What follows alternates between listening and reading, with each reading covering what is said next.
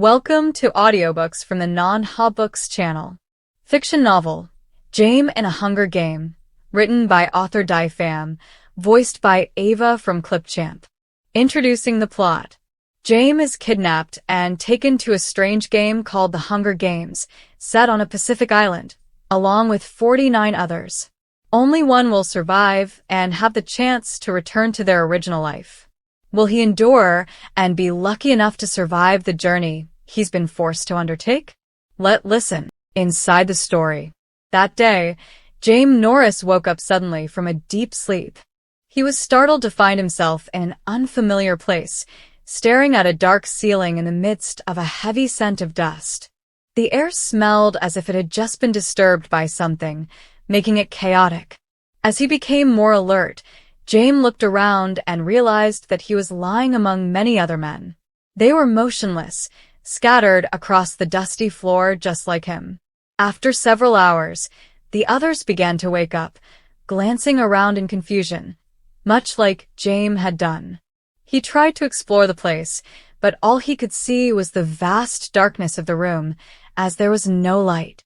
His vision was limited to about 2 meters around him, and the room seemed incredibly large, making it impossible to see everything.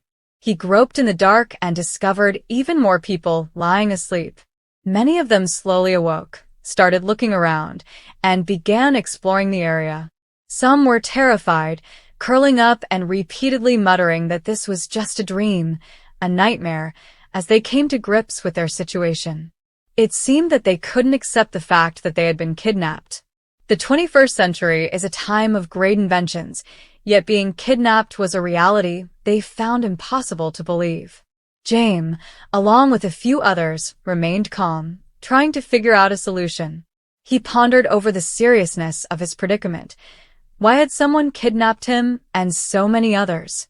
How had they managed to capture so many people so easily and dump them here? These questions swirled in Jame's mind. He was the owner of a convenience store, and if he had been kidnapped, his store would have no one to open it for business.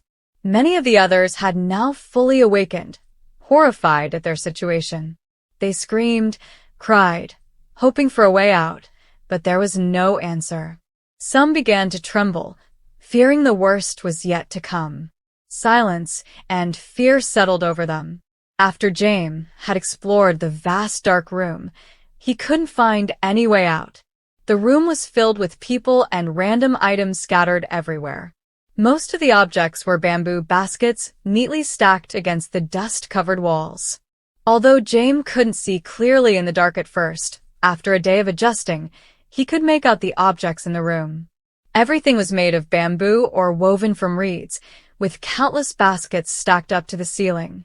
Some were toppled over or dented, all covered in a thick layer of dust several centimeters deep, suggesting they had been there for a long time.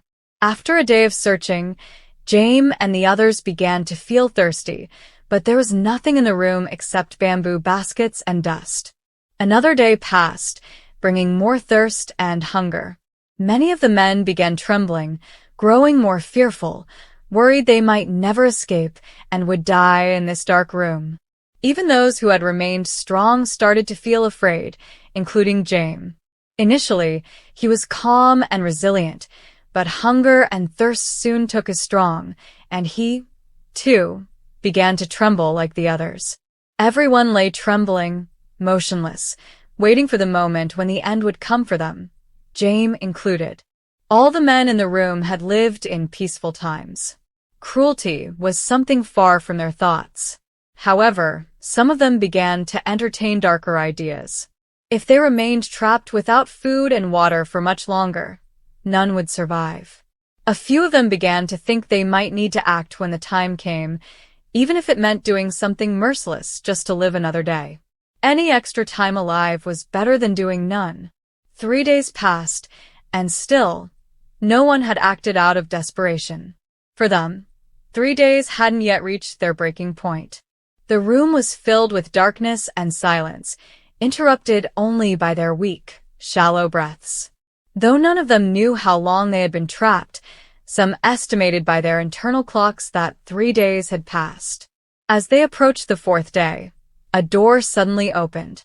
Upon closer inspection, they could tell this was the entrance, as it was the only spot in the room with minimal dust. Many of the weakened men opened their eyes and struggled to sit up, turning toward the sound. Some thought it might be the people coming to rescue them from this dark prison. As the door swung open, a cart was pushed inside, carrying 2 large pots. One pot held plain white rice, while the other contained a thin broth, so sparse that you could see the bottom of the pot. It was a pitiful sight. As the cart entered, the smell of cooked rice filled the room, and many of the exhausted men stirred. Despite their weakness, the scent of food gave them a brief surge of strength, making them feel like standing up and grabbing the food. But following the cart were 2 burly men, one pushing it, the other holding a gun, glaring at them with a threatening look. Despite the overpowering hunger, none of the men dared rush forward for the food. They were too afraid. Those who had hoped they were about to be rescued felt their hearts sink when they saw the cart and the 2 men. They quickly realized the truth. These weren't rescuers. They were the ones who had kidnapped them. Even though they knew the grim reality, the overpowering hunger and the smell of food made them momentarily forget their fear. The man pushing the cart stood beside it and pointed directly at Jame and the other men in the room. He spoke with a rough, somewhat unclear voice, as his pronunciation was not perfect but still understandable. Step forward, drink a spoonful of broth and a handful of rice, then go over there to sit and eat. Line up in an orderly manner, one by one. The captured men trembled as they stood and formed a line. One man took a spoon and scooped a small amount of broth. After drinking it, he wanted more, but the man with the cart stopped him, urging him to take a handful of rice and sit in the corner to eat. The rice was hot, but it didn't stop him from grabbing a large handful. As he ate, he felt like it was the best meal he had ever tasted, despite the fact that this type of food was rarely used in his home country. One by one, the men came to the cart with the 2 large pots and received their portions. Everyone ate eagerly, even though it was just plain white rice with no seasoning. After 3 days of starvation, they finally had something to eat. Even though it was a small meal, their strength slowly began to return, if only a little. Once all the food was gone, the man pushed the cart out of the room and disappeared. However, the armed man stayed behind, staring at them intently. After some time, a few more armed men entered and pointed toward the group. They made a few rough sounds, speaking in the same unclear manner as the man with the cart. "Get up, each of you, and walk out." Everyone could understand what they were saying, even though their speech was imperfect. One by one, the captives began to leave through the door, following the hallway outside. Although they had regained a small amount of strength from the meal, no one dared to attack or resist to try and grab the guards' guns. They were too afraid of being shot. Slowly, they filed out. Jame followed suit. Before leaving, he quickly grabbed a dusty wicker basket and wore it over his back.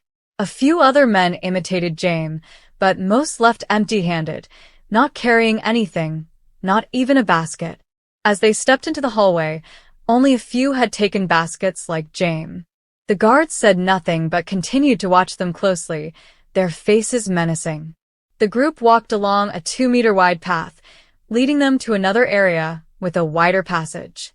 The path was divided into 2 lanes, separated by a barrier, one going up, the other down. The path out was wider to accommodate more people, while the path inward was narrower. Along the outer lane, near the edge of the wall, there was a small ditch, seemingly designed for drainage. Jame and the others continued moving forward, gradually approaching a brighter hallway. They finally began to see daylight. The earthen wall facing outward were illuminated by the sky, and the air was fresh. As Jame and the others walked through, Jame noticed a branch of a lemon tree hanging down on his right side. The branch was filled with green lemons.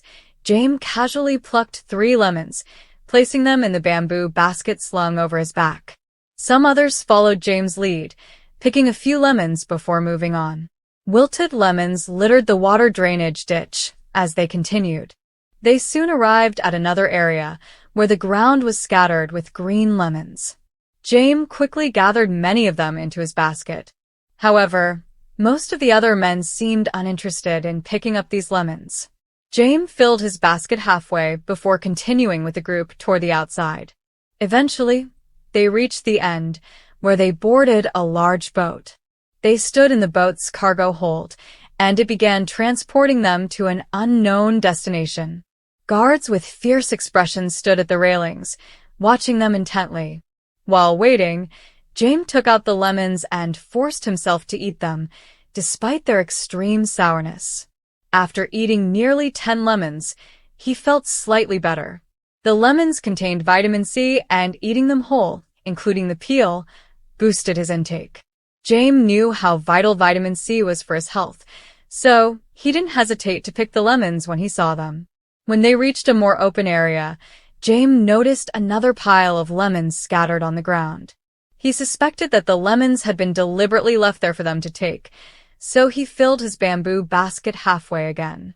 As the boat docked, they were ordered off, and after everyone had disembarked, the boat sailed away.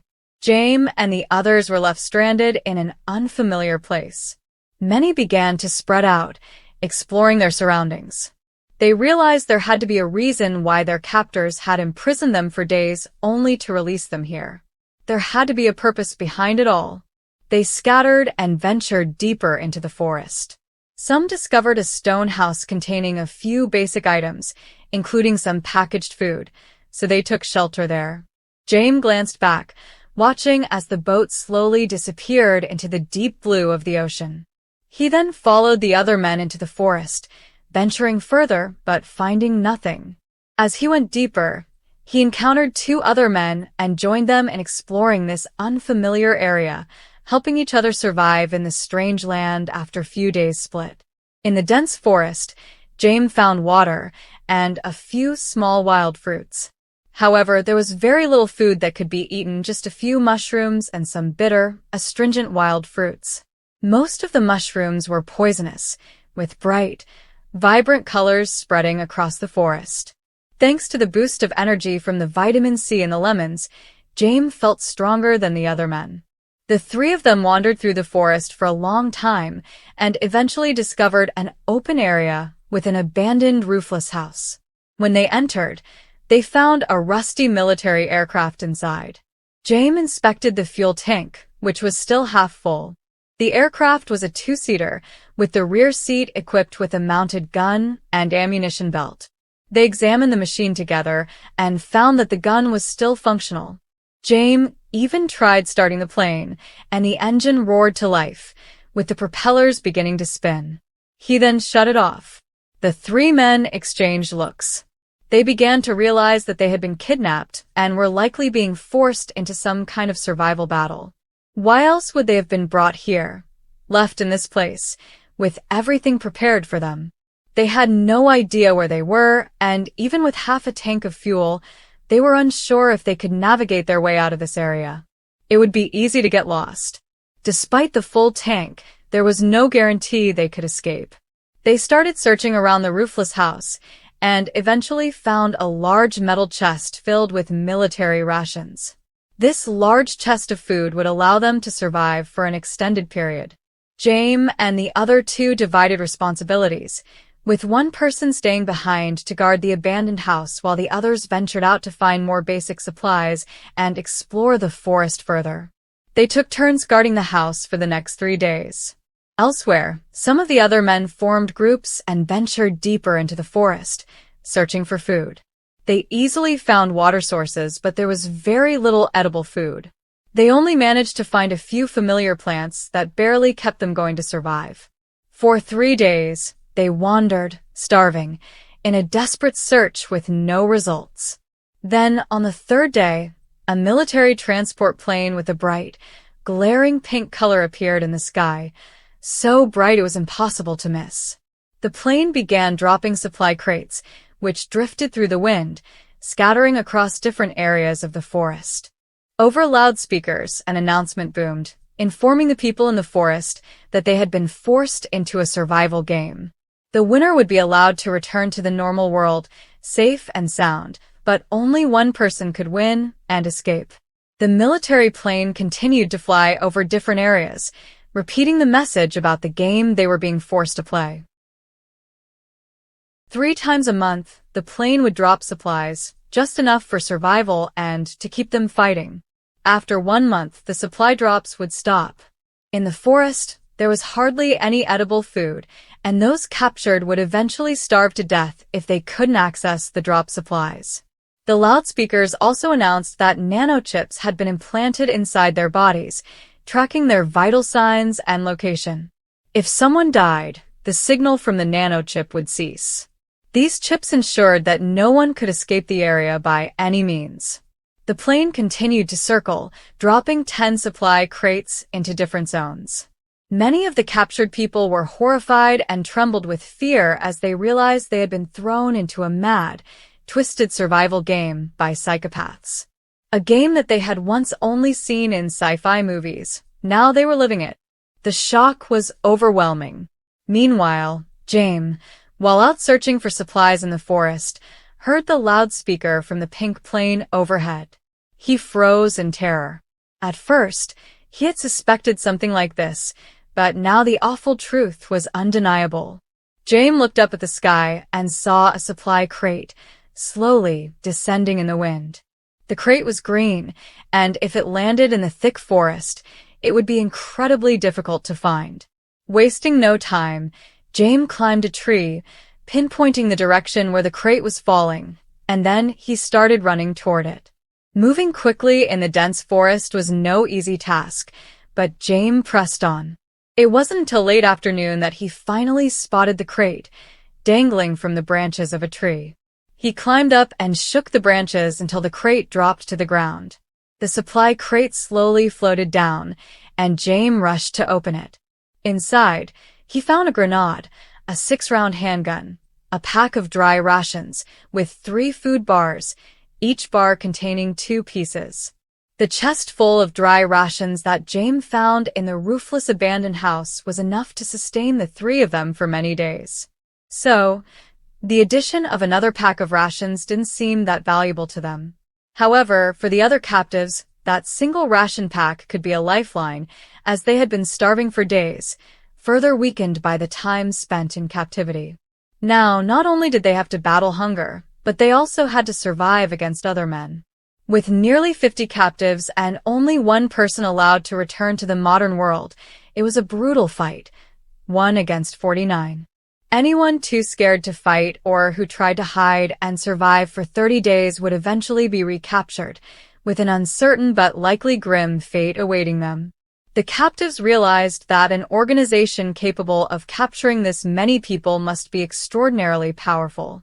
Meanwhile, in a distant location, inside a luxurious resort mansion, over 20 people gathered in a large room filled with massive screens. These screens displayed images of the captives participating in the survival game. The wealthy individuals present were there to place bets on which of the captives would be the lucky one to survive to the end. The betting process had 3 rounds. The preliminary round offered the lowest rewards, relying primarily on luck. The second round, starting from the 11th to the 20th day, would be more intense, leading to the final round at the end of the month, when the sole survivor would claim the grand prize. There were 50 forced participants in the survival game, but fewer than 18 invited individuals could place bets. If any of the 18 bettors were unlucky, they could lose all the money they had wagered. Betting would begin on the 5th day, right after the supply crates were dropped. Many of the 18 were hesitant, scrutinizing the dozens of screens, trying to pick out the participant with the highest chance of survival. On the 5th day, the game's organizer introduced the betting rules.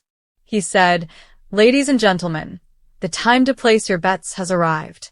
Please write down the amount of your check and the number of the contestant displayed on the screen whom you believe will survive. The minimum wager for this first round is $10 million. After 4 days of observing the contestants, the wealthy gamblers had identified their favorites, those they believed had the highest potential for survival. One by one, they filled out their slips, wrote their checks, and handed them to a servant.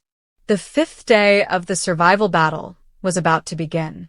18 high rollers sat in front of the large screens, watching, while some quietly discussed their observations and made predictions. The 50 screens displayed the contestants, each marked with a numbered tag next to their image. In the forest, the 50 captives struggled to find food to stay alive. Among them, only 3 in the roofless abandoned house were the most comfortable, as they had ample provisions and were less frantic. One of the 3 climbed to the highest point of the house, keeping a lookout. After hearing the announcement from the military plane, the 3 of them agreed to cooperate and survive together, defending themselves against attacks from the others. They made a pact. They would stay together until near the very end. Then, they would part ways. Then start to become an enemy. The situation would be completely different if you were truly in of the survival game. Survival games on screen are thrilling to play, but when you become the real player, the joy quickly turns into horror. No one, living in modern luxury, would ever want to face a life-or-death battle like in the ancient arenas. But they were forced into it, kidnapped by insane people, suffering from unrelenting hunger in a vast forest with barely any edible wild plants. In survival games, everything is virtual and failure just means restarting. But here in reality, failure means death. The helpless feeling of having to fight for survival, not just against nature but also against other people, makes every step heavier and more terrifying than ever. Jame and the others felt the harshness of this situation. They weren't just battling hunger, they also had to prepare for the inevitable confrontation with the other men, who were similarly pushed into this desperate situation. If they really have to kill, this can be said to be a horrifyingly barbaric thing. Among these men, there were those with weak spirits. Upon hearing the announcement, their minds collapsed. They stood frozen, barely able to breathe. Some fell to the ground, stiff as boards, while others lay there sobbing uncontrollably, cursing the unfairness of life. They cried out that they had never once enjoyed wealth or luxury. Some had never even experienced the pleasure of sleeping with a beautiful woman, and now they were forced to participate in this cursed game. They were on the verge of death, and they couldn't accept it. Some others knelt on the ground and prayed. A few shouted out loud, begging the organizers to spare them, saying they were willing to become beasts of burden in exchange for a chance at survival. But no one answered them. In the large room, the wealthy bettor watched the translated subtitles running across the screen. Some noticed the actions of a man on the screen.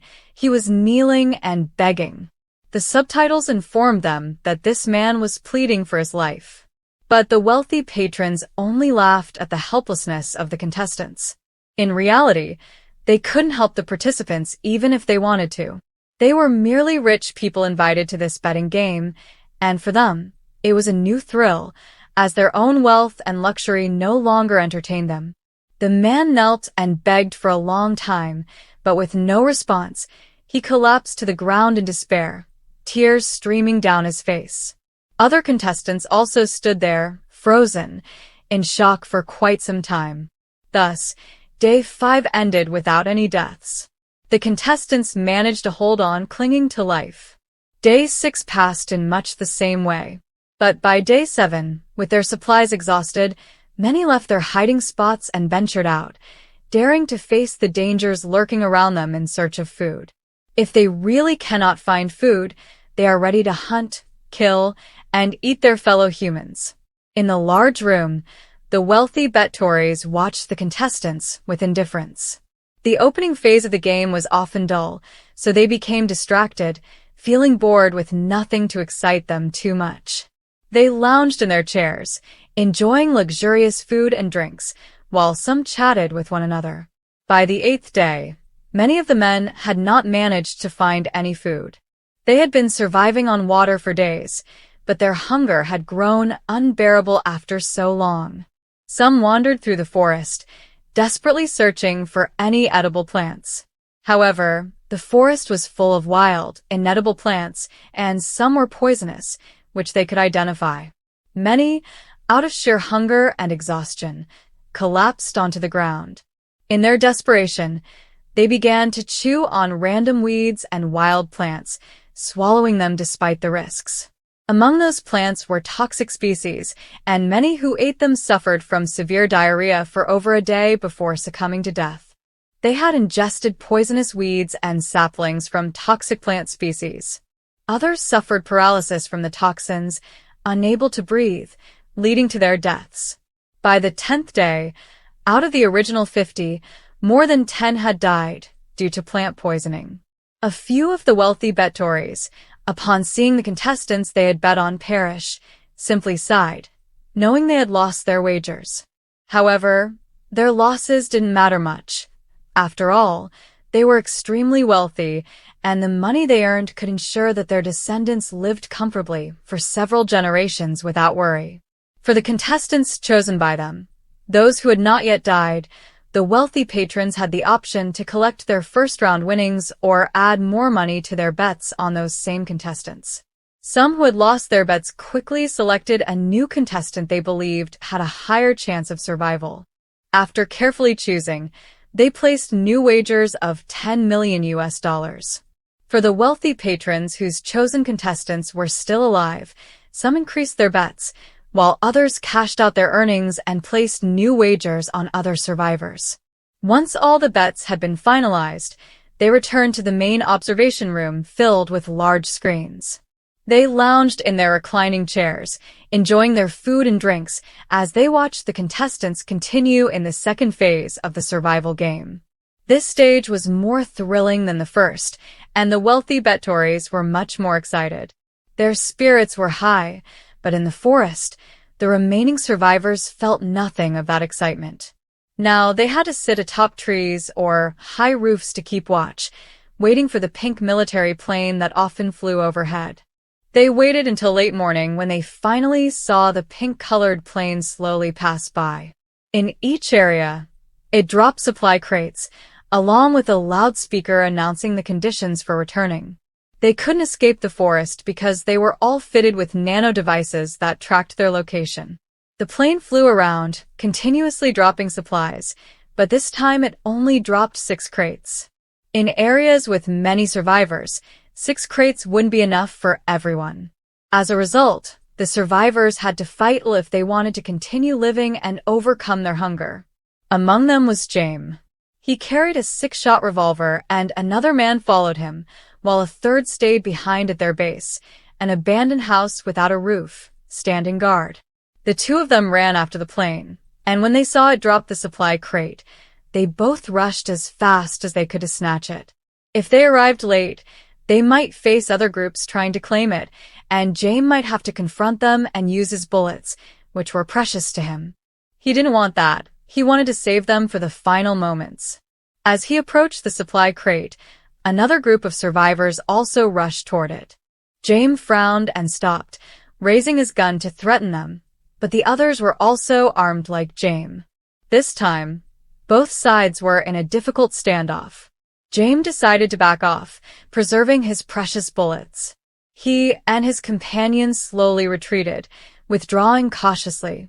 As a modern person, born in a peaceful environment with good natures made killing difficult for them, even for Jame. As soon as the collision happened, Jame was afraid, so he decided to give up because he knew that he could still live well with the amount of food he had. There was no need to try to fight with those hungry people. The rivals laughed heartily when they got the items. When Jame and his companion retreated further, the two turned their backs to run away, but there was a 2-gunshot. Both of them hid behind a large tree. His companion was hit by a bullet. The wound was not serious. It only grazed his shoulder, bleeding a little. Jame said loudly, "We have given up. Why are you still shooting?" After his words, Jame raised his gun and fired a shot. Because he could not determine where the enemy was, he just fired a random shot, then both of them ran away quickly. His purpose was simply to scare the enemy, so that they would not dare to attack again. When the group of people fighting with Jame was attacked, they were scared but no one was hurt. Because they were worried about the danger, the group of people fighting did not continue to chase. Jame and his friend ran in a zigzag pattern. However, unfortunately, even though they were running in a zigzag direction, his companion was hit by a bullet again. He fell down. Jame only had time to glance at him once, and then disappeared into the forest. Although the group of people fighting did not chase, they were able to determine the location and aim. When the man who was with Jame fell down, the audiobook stopped here. Want to know more about how Jame's survival journey unfolds? Visit Amazon to read it in ebook version.